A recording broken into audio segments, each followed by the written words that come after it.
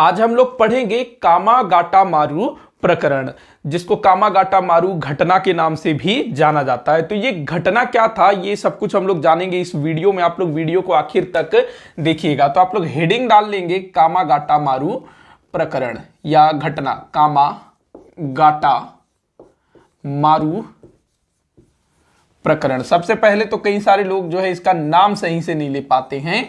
तो कामागाटा मारू प्रकरण, ये जो कामागाटा मारू है ना, ये एक जहाज का नाम था। एक पानी पर चलने वाला जो जहाज होता है, शिप होता है, उसका नाम था कामागाटा मारू। और ये एक जापानी शब्द है। जो जहाज था ना वो जापान का था, जापान में बना हुआ था, जापान का था वो जहाज।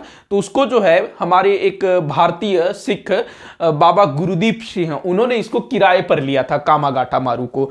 तो किस तरह का क्या घटना है उसको शुरू से हम लोग जानते हैं। तो देखिएगा, पिछले वाले वीडियो में मैंने गदर पार्टी के बारे में पढ़ाया था और काफी सारे लोग जो हैं भारत से अमेरिकी महाद्वीप में, स्पेशली कनाडा और संयुक्त राज्य अमेरिका, वहां पर जाते थे रोजी रोटी के लिए, अपना मतलब जीवन जो है अच्छे से चल सके। क्योंकि जो भारत था ना, यहां पर भी अंग्रेजों का अधिकार था और जो कनाडा है, अमेरिका है, वो भी कभी ना कभी अंग्रेजों के अधिकार में था। और जो कनाडा है उस समय तक भी कनाडा में अंग्रेजों का नियंत्रण था एक तरह से।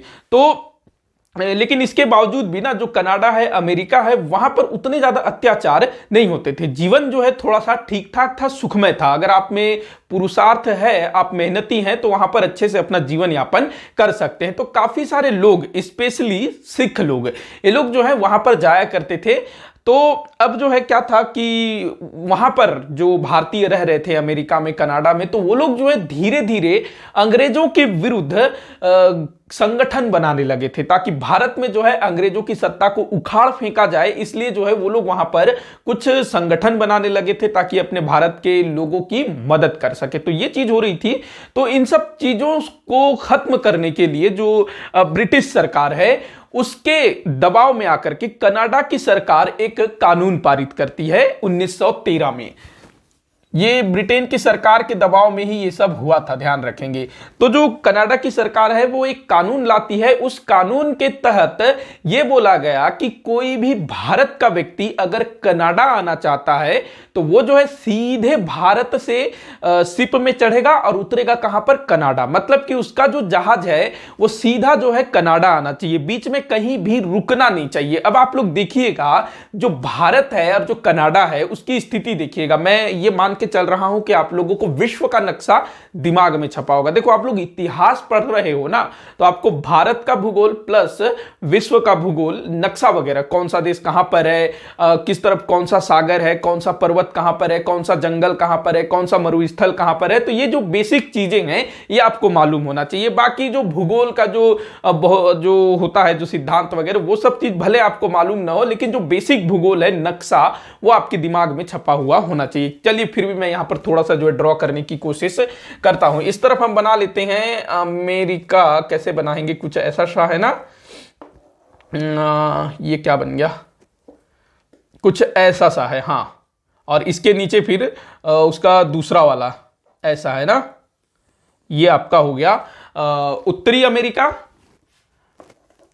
ये आपका बीच में USA, United state of America, और ये हो गया आपका कनाडा। अब यहां बीच में ये पूरा जो है एस के आकार का अटलांटिक महासागर, और इस तरफ जो है ये हम बना लेते हैं टूटा फूटा यूरोप बना लेते हैं, और इस तरफ हम बना लेते हैं, कैसा रहेगा, कुछ ऐसा सा है ना, ये कुछ ऐसा सा है आपका अफ्रीका। और इस तरफ जो है पूरा ये आपका एशिया महाद्वीप, और यहां पर कहीं मान लो हमारा प्यारा भारत। ये जो ऐसा जो दिख रहा है ना, ये जो दिख रहा है ये अपना भारत, यहां गुजरात बना लेते हैं। चलिए, ये मान लो हमारा प्यारा भारत, और इधर कहीं पर ये बना लेते हैं हम लोग भूमध्य सागर ना, ये ऐसे कुछ। ये जो नक्शा है ये आपका पूरा सागर हो गया, ये आपका पूरा क्या, सागर।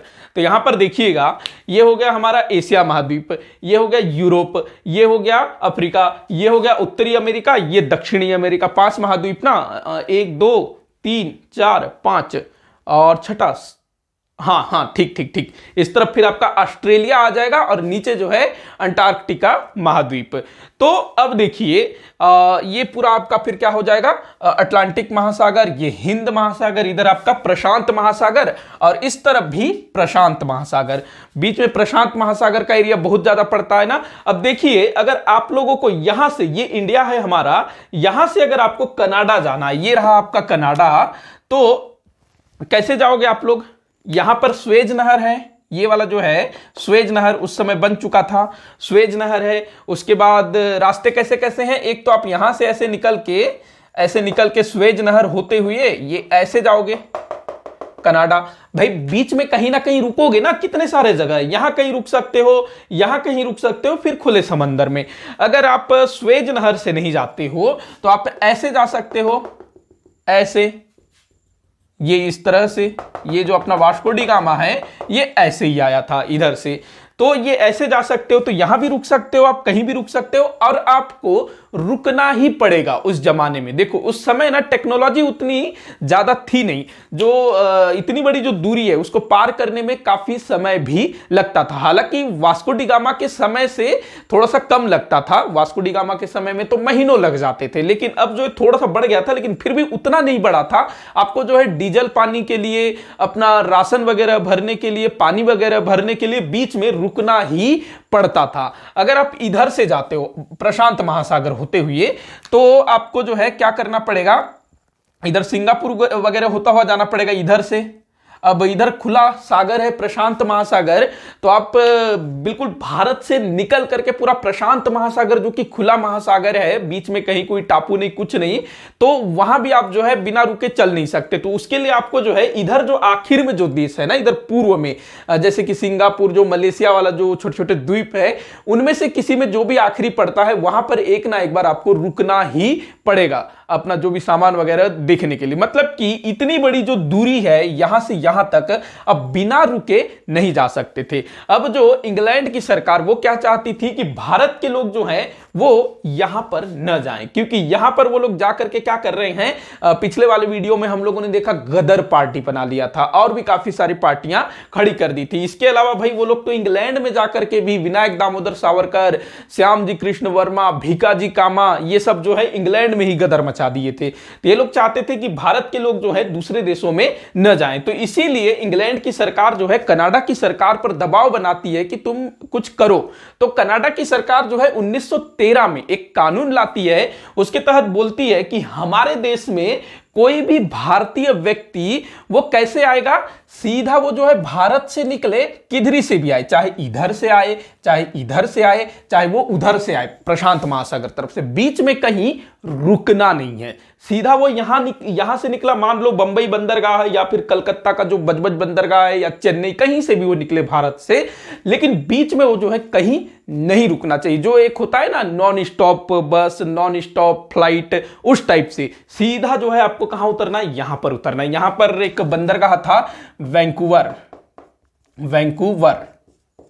अब होता क्या है कि जब कनाडा की सरकार इस तरह का जब कानून लाती है तो भारतीयों का दिमाग खराब हो जाता है, क्योंकि काफी सारे भारतीय जो है यहां पर रोजी रोटी की तलाश में जाते थे। ठीक है, ये चीज हुआ। अब 1913 में ही एक और घटना घटित हो जाती है। कनाडा की सरकार ने जो कानून लाया था, तो जो कनाडा की जो सर्वोच्च न्यायालय होती है ना, वो क्या करती है, वो 35 भारतीयों को जो कि यहां वहां रुकते रुकते कनाडा आए थे, उनको जो है कनाडा में रहने के लिए अनुमति दे देती है। देखो पहली तो 1913 में ही कनाडा की सरकार ने कानून बनाया कि आपको सीधे आओगे तभी हम लोग एंट्री देंगे, अगर कहीं कहीं रुक रुक के आते हो हम एंट्री नहीं देंगे। पहला चीज ये बोला कनाडा की सरकार ने। दूसरा, कनाडा का जो सर्वोच्च न्यायालय था उसने क्या किया, 35 भारतीय जो कि किसी दूसरे, मतलब मान लो कोई भारतीय जो है यहां से यहां आया होगा दक्षिण अफ्रीका, फिर यहां से किसी जहाज में बैठ करके वो यहां आ गया। अब कोई हो सकता है वो इधर आया होगा, यहां इटली या फिर फ्रांस, पुर्तगाल, वहां पर रुक करके यहां आया होगा। तो ऐसे 35 भारतीयों को कनाडा के सर्वोच्च न्यायालय ने अनुमति दे दी कनाडा में रहने की। तो एक तरह से ये जो चीज है वो पहले वाले कानून को बदलने वाली बात थी। तो अब क्या होता है, भारत के कुछ लोग जो है बड़े उत्साहित हो जाते हैं कि भाई इन 35 लोगों को जो कि रुकते रुकते गए थे उनको अनुमति दे दी, मतलब कि हमको भी अनुमति मिल सकता है। तो एक व्यक्ति का नाम याद रखेंगे, मैं इस तरफ लिखूंगा बाबा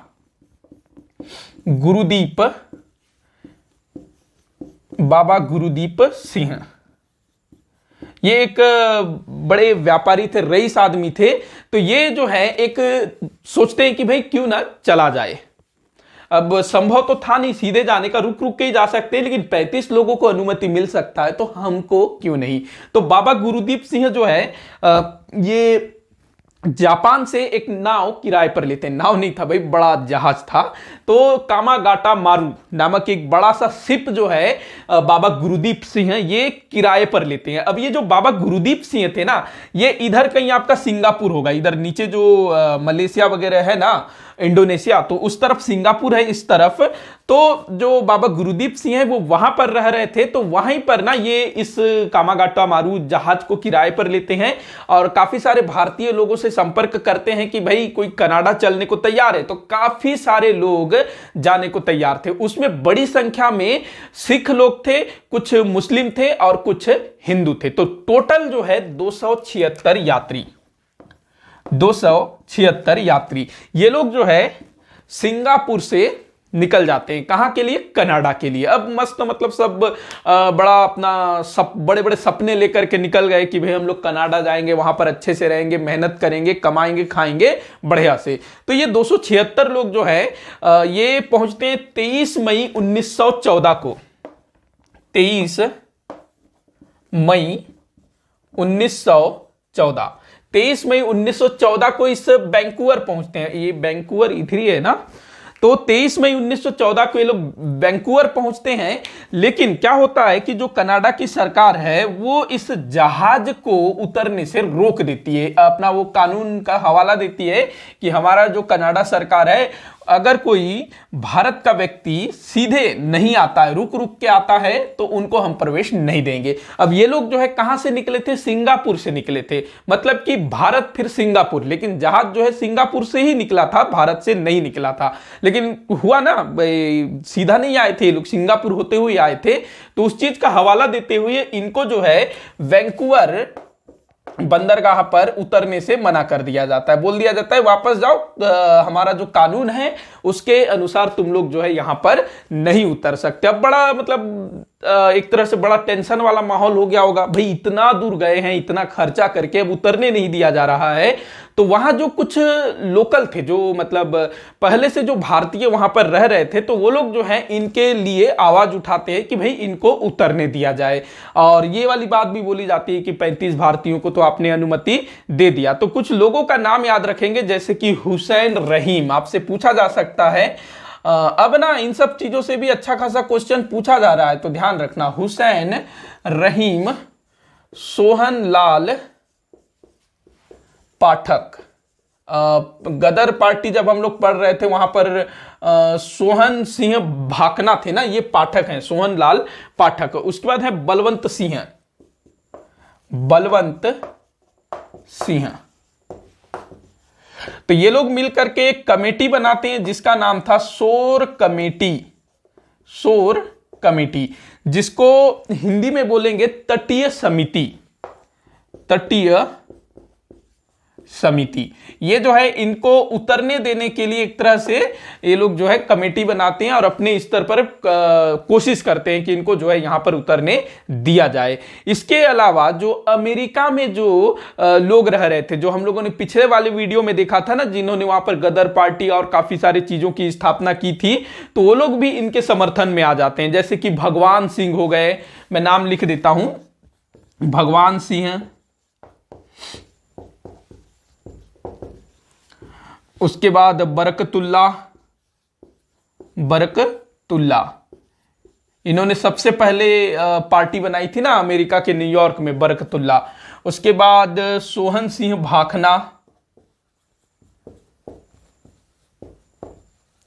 उसके बाद रामचंद्र। तो ये सब जो है अमेरिका से इन सब का सपोर्ट करते हैं। अच्छा, बरकतुल्ला के विषय में ना पिछले वाले वीडियो में कुछ बताना रह गया था। जो बरकतुल्ला है ना, ये बाद में लगभग 1914 में ही ये यहां आ जाते हैं, भारत आ जाते हैं, फिर अफगानिस्तान चले जाते हैं, इन्हीं के साथ भारत आ जाते हैं।